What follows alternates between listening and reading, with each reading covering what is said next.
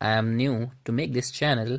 This channel names is Utkarsh Kesarwani's Maths Channel. आज हम, जैसा कि आपको कवर पेज देख के पता ही चल गया होगा कि आज हम ऑर्डिनरी डिफरेंशियल इक्वेशन बी राय और डीपी चौधरी का क्वेश्चन सॉल्व करने जा रहे हैं, जो कि एक non homogeneous second order differential equation होगा, जो कि इसके एक्सरसाइज नंबर 5.6 में दिया है, शायद 5.5। अब उतना देख लेते हैं। ये क्वेश्चन नंबर 5.5 का थर्ड क्वेश्चन, जिसमें ये क्वेश्चन अनसॉल्व में 2 बार पूछा गया है, यानी कि आपके पेपर में, बीएससी के पेपर में 2 बार ये क्वेश्चन आया है। तो आज हम इसको सॉल्व करके देखेंगे कि इसका आंसर क्या आता है। Let's do it.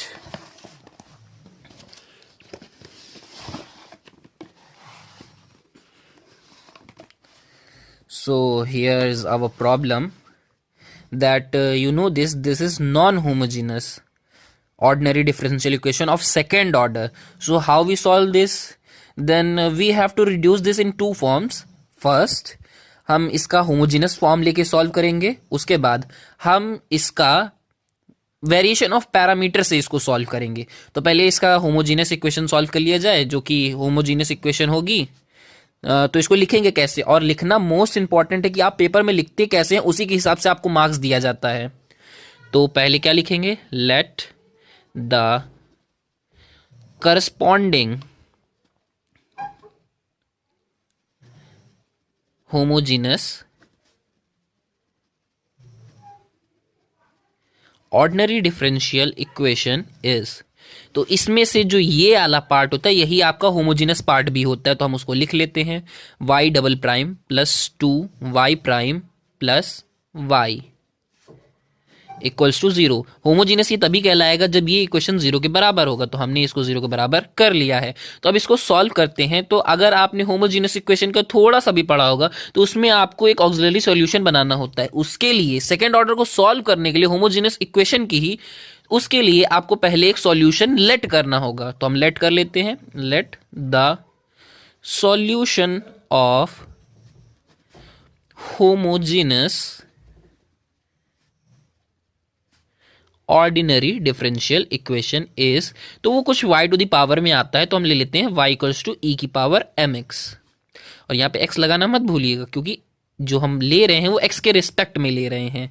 अब हम इसको सॉल्व करेंगे। तो इसका एक ऑक्सिलरी सॉल्यूशन आता है, जो कि हम इसको देख के लिख सकते हैं। जो यहाँ पे आता है y डबल प्राइम की जगह, वहां पे इसकी पावर का m स्क्वायर आता है, और यहाँ पे y प्राइम की जगह केवल m आता है, और यहाँ y की जगह इसका कोफिशिएंट आता है। तो लिख लेते हैं, then the auxiliary solution is m square plus 2y 2m plus 1 equals to 0। तो ये आ गया हमारे पास। अब ये आपको दिख रहा होगा कि ये क्वाड्रेटिक इक्वेशन है, जो कि बहुत इजीली सॉल्व हो सकता है। तो आपको दिख ही रहा होगा, m प्लस 1 का whole square equals to 0।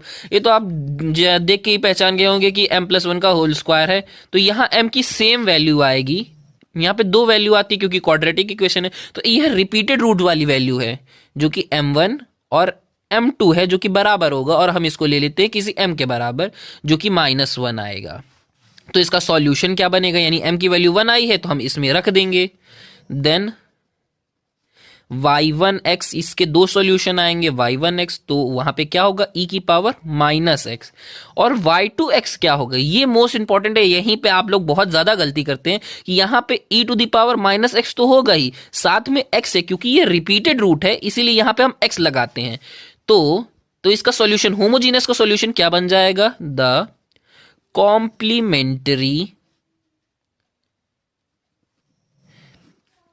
Solution is, हम इसको फाई से डिनोट करेंगे, phi x equals to c1 कोई कांस्टेंट मल्टीप्लाई e की power -x plus c2 x e to the power -x। तो ये जो हमारा सॉल्यूशन आया वो है होमोजीनियस इक्वेशन के लिए। अब हम एक ypx ढूंढेंगे, यानी कि नॉन होमोजीनियस का सॉल्यूशन, जो कि एक फॉर्मूले से आएगा। तो लेट वी आर, यहां पे लेट नहीं देन लगा सकते हैं, then we are interested in finding ypx. So we find ypx by variation of parameter, यानी कि हम इसके पैरामीटर यानी जो कांस्टेंट वैल्यू है इसको वेरी करा के इसका आंसर ढूंढेंगे. So let ypx equals to ux, यानी वो किसी चीज का फंक्शन हम मान लेंगे, x का फंक्शन है. तो ये इक्वेशन कैसी बन जाएगी, इसको v मान लेते हैं. vx इक्वल्स टू x की e to the power minus x. तो ये आ गया. अब हम u और v की वैल्यू कैसे निकालेंगे, ये भी मोस्ट इंपॉर्टेंट है. तो u की वैल्यू आपको बस पता होना चाहिए कि यहां पे u1x क्या होता है, और हम ये वैल्यू थी इसको हम क्या बोलते हैं, rx. क्या बोलते हैं, rx. तो rx कितना दिया हुआ है, 4 e to the power minus x log x. अब u1x निकालते कैसे हैं, इंटीग्रेशन ऑफ rx और upon Wronskian of y1 y2. यहां पे क्या रहेगा, यहां पे तो dx हो जाएगा, dx के रिस्पेक्ट में हम कर रहे हैं. यहां पे क्या होगा, तो u2 जिसका कोफिशियंट है यानी ux जिसका कोफिशियंट है e की पावर माइनस x, उसके दूसरे वाली में से यानी इससे हम उठाएंगे, यानी यहां पे क्या होगा y2x. Next v1x integration of rx और vx जिसका कोफिशियंट है उसके उल्टा वाला यानी y1x अपॉन व्रॉन्स्कियन y1 y2 और यहां पे ऑलवेज dx. और इसमें एक चीज और, यहां पे माइनस लगता है. अब इसको आगे सॉल्व करते हैं. देन अब हमको क्या पता होना चाहिए, rx व्रॉन्स्कियन और y2 y1 तो अभी हमने निकाल ही लिया है. तो rx हमको क्या दिया है, 4 e to the power minus x log x. अब व्रॉन्स्कियन शायद आपने पढ़ा होगा, अगर नहीं पढ़ा तो मैं निकालना बता देता हूं कि व्रॉन्स्कियन जो होता है वो डिटर्मिनेंट होता है y1 और y2 और उसके नीचे उसका प्राइम, y1 का प्राइम और y2 का प्राइम. तो चलिए इसका निकाल लेते हैं. यहां पे e to the power minus x हमारा फर्स्ट फंक्शन है और x e to the power minus x हमारा सेकंड फंक्शन है. और फिर इसको डिफरेंशिएट करेंगे तो minus e to the power minus x, यानी कि इसकी जो पावर में है पहले इसको डिफरेंशिएट करेंगे, फिर इसकी जो पावर में है ये x की माइनस एक्स है तो इसका डिफरेंशिएशन -1 हो जाएगा, तो माइनस आगे लग गया. अब इसका करेंगे तो इसमें दो फंक्शन यानी यूवी मेथड लगेगा. यूवी मेथड को सॉल्व करने के लिए पहले वाले फंक्शन का डिफरेंशिएशन यानी 1 और e to the power minus x बचा, प्लस अब सेकेंड फंक्शन, फर्स्ट फंक्शन ऐसे ही, second function e to the power minus x और यहां पे अब इसका डिफरेंशिएशन यानी माइनस, तो यहां पे हम क्या लगा देंगे, माइनस. अब इसका डिटर्मिनेंट निकाल लेंगे, यानी e to the power minus x e to the power minus x e to the power minus x, फिर यहां पे माइनस, फिर minus e to the power minus x multiply x e to the power minus x.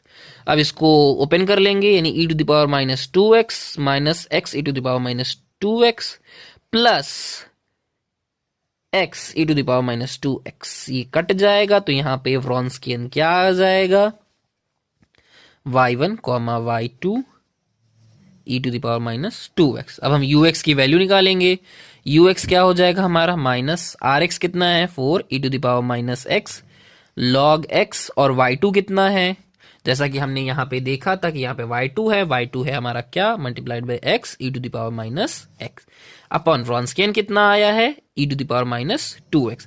यहाँ पे एक e to the power x और यहाँ पे e to the power x minus x, तो वो दोनों मिलके e to the power minus 2x बना लेंगे, नीचे से कट जाएगा. तो हमारे पास बचा क्या, और यहाँ पे dx रहेगा, यहाँ पे माइनस 4 बाहर कॉन्स्टेंट, बचा क्या अंदर, x log x dx. अब इसको सॉल्व कैसे करेंगे, इंटीग्रेशन आप सबको आता ही होगा, तो यहां पे हम आईलेट लगाएंगे, ILATE, यानी कि फर्स्ट फंक्शन उसको मानेंगे जो पहले आएगा, तो i मतलब इनवर्स फंक्शन, एल मतलब लॉगरिथम फंक्शन, ए मतलब एल्जेब्रिक फंक्शन, टी मतलब ट्रिग्नोमेट्रिक फंक्शन और ई मतलब एक्सपोनेंशियल फंक्शन। तो यहाँ पे पहले एल है तो लॉगरिथमिक फंक्शन फर्स्ट और ये एल्जेब्रिक सेकेंड। तो -4 को हम बाहर ही रहने देंगे।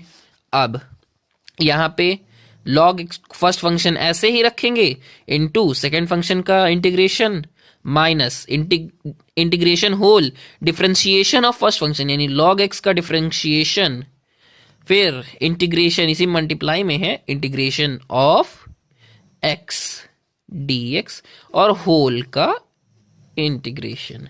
तो यहां पे इसको सॉल्व करेंगे -4 log x, इसका इंटीग्रेशन होगा x स्क्वायर बाई 2 माइनस यहां पे log x का differentiation 1/x into x square by 2 और ऑलवेज dx, यहाँ पे x से x कट जाएगा, यहाँ पे -4 x square log x by 2 minus integration of x by 2 dx। अब यहाँ पे आगे आएंगे, हमारे पास बचा क्या, -4 ब्रैकेट में x square log x upon 2 minus, अब इंटीग्रेशन करेंगे उसका तो यहाँ पे आएगा एक्स स्क्वायर 1/2 पहले से ही था अपॉन 2 यानी -4 x square log x minus x square by 4। अब यहाँ पे 2 बचा ही है, अब हम इसको लिख लेंगे, कॉमन ले लेंगे, यहाँ पे 2x square log x minus x square by 4, यहाँ 4 से 4 कट जाएगा, माइनस अंदर मल्टीप्लाई हो जाएगा तो x square minus 2x square log x, ये हमारा ux निकल आया। अब हम vx इसी तरह निकालेंगे, vx क्या होगा, इंटीग्रेशन ऑफ rx यानी कि 4e to the power minus x log x और फिर y1x क्या था -x upon e to the power minus 2x यानी इसका व्रॉन्स्कियन और dx, ये से ये कट गया और ये भी कट गया तो बचा क्या बाहर, इंटीग्रेशन ऑफ log x। अब आपको पता ही होगा कि log x का क्या आता है, x log x plus x, पर मैं इसको आपको साइड में निकाल के बता देता हूं, इसमें भी आप आईलेट लगा के निकाल सकते हैं कि log x यहां पे प्लस लगेगा, यहां पे माइनस आएगा, सॉरी गाइस कई बार ऐसी गलतियां हो जाती हैं। तो यहाँ पे 1 लगा के dx लगा के ये फर्स्ट फंक्शन ये सेकंड फंक्शन यानी x की पावर 0, यार माना करो ऐसा। अब उसके बाद इसमें आईलेट लगा के सॉल्व करेंगे यानी log x, यहाँ पे x पावर 2 यानी x minus integration of log x यानी differentiation log x by dx integration of x की पावर 0 dx। अब यहाँ पे क्या बचा, log x into x minus 1/x into x cut गया dx यानी क्या बचा, log x log x minus x, यहाँ पे हमने वही लिखा है तो इसको अगर सॉल्व करेंगे तो 4x log x minus 4x। अब बस ypx में रख देंगे तो ypx हमारा था क्या, ux y1x plus vx y2x, बस इसको लिख देंगे, हमारा ux क्या आया था, x square minus 2x square log x और यहाँ पे क्या था y1 e की पावर माइनस x प्लस ये कितना आया है 4x log x minus 4x और यहाँ पे क्या है x e to the power minus x। अब इसको अंदर मल्टीप्लाई करेंगे, x square e to the power minus x, यहाँ पे -2x square e to the power minus x log x plus 4x square e to the power minus x log x minus 4x square e to the power minus x। यहाँ देखिए ये term same है, ये term same है, ये term same है, ये term same है, यानी कि 4 में से 2 गए 2x square e to the power minus x log x minus यहाँ पे 4 में से 1 गए 3 एक्स स्क्वायर ई की पावर माइनस एक्स, ये हमारा आ गया क्या ypx। इसमें थोड़ा सा कॉमन ले लेते हैं यानी एक्स स्क्वायर की पावर माइनस एक्स कॉमन ले लेते हैं तो 2 log x माइनस 3 बचा। बस then the solution of non